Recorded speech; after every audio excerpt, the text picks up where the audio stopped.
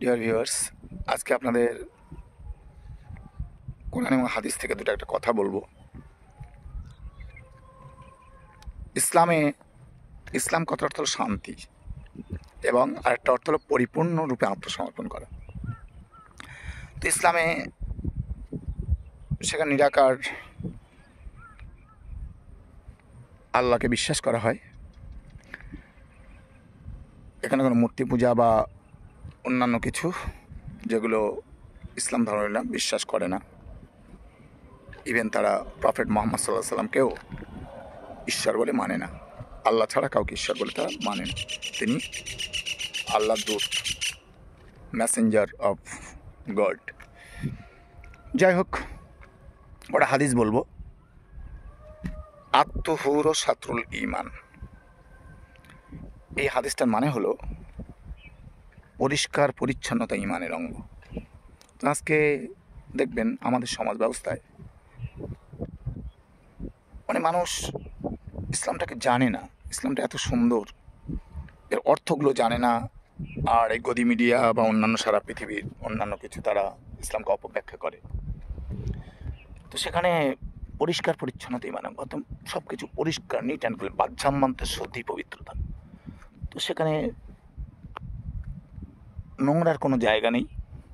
আপনি পরিষ্কার ছেঁড়া জামা হোক, কিন্তু পরিষ্কার পরিচ্ছন্ন থাকুন, এটা ইসলামের নির্দেশ। আপনার পারিপার্শ্বিক অবস্থা, পাড়া প্রতিবেশী, গ্রাম, আপনার আশপাশে বাড়ির আশপাশ, নিজের বাড়িটা সুন্দর করে পরিষ্কার পরিচ্ছন্ন করে রাখুন, এটাই হচ্ছে ইসলামের একটা অংশ। আরেকটা হাদিস আপনাদের বলি, আল কাসিব হাবিবুল্লাহ, অর্থাৎ সহস্তে উপার্জনকারী আল্লাহর বন্ধু। এখন কিছু সোশ্যাল মিডিয়া দেখবেন, মানে বিনা পরিশ্রমে বিনা কাজে আপনি কোটি কোটি টাকার মালিক হয়ে যাচ্ছেন।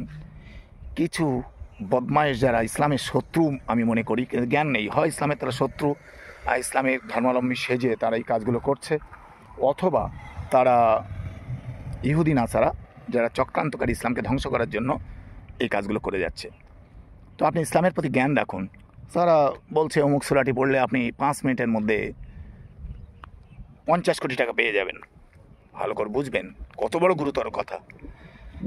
তো এই যে বিষয়গুলো যারা তাবিজ করে, তাদের বিষয়টা আপনি আমল করুন, কোরআন পড়ুন, মনে বিশ্বাস রাখুন, আল্লাহর কাছে দোয়া করুন, নামাজ কালাম পড়ুন, দোয়া তুলে আল্লাহর কাছে কান্নাকাটি করুন, কিন্তু এই যে বিষয়গুলো গুরুতর, এগুলোকে আপনি ছড়াবেন না।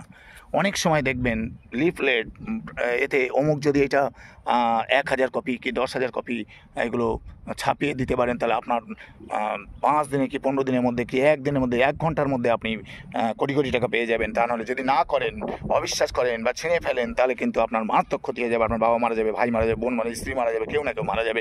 এইরকম ঘটনাগুলো তারা প্রচার করে। এটা যে কোনো ধর্মের নামে দেখবেন এগুলো হয়ে থাকে। এগুলো হচ্ছে অধার্মিকের কাজ, এগুলো হচ্ছে মানুষকে কিছু কুচক্রী যারা ধর্মকে কলঙ্কিত করার জন্য, লাঞ্ছিত করার জন্য, দাগ লাগানোর যে এই কাজগুলো করে থাকে। এখন আপনি এই কাজগুলো করলেন, করার পরে বললো অমুক ছোড়াটি কোরআন শরীফে আছে, যদি আপনি পড়েন তাহলে এক মুহূর্তের মধ্যে আপনি 50 কোটি টাকা পেয়ে যাবেন। এখন আপনি পড়লেন, শুনলেন, 50 কোটি টাকা পেলেন না, বলুন আপনার এর প্রতি আপনার অবিশ্বাস জন্মাবে কি না?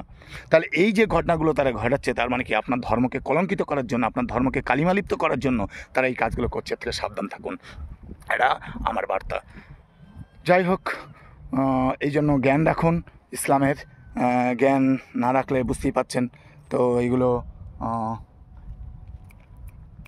এইগুলো অসুবিধা হবে, বুঝতেই পাচ্ছেন। তো সেইগুলো আপনাদের কাছে অনুরোধ, এগুলো বিচক্ষণতার সঙ্গে মোকাবিলা করুন, এবং এগুলো লাইক শেয়ার কিছুই করবেন না, তাহলে বুঝতেই পাচ্ছেন আপনারও পাওয়া তো দূরের কথা, কি পাবেনই তো না, আরও অন্য কিছু।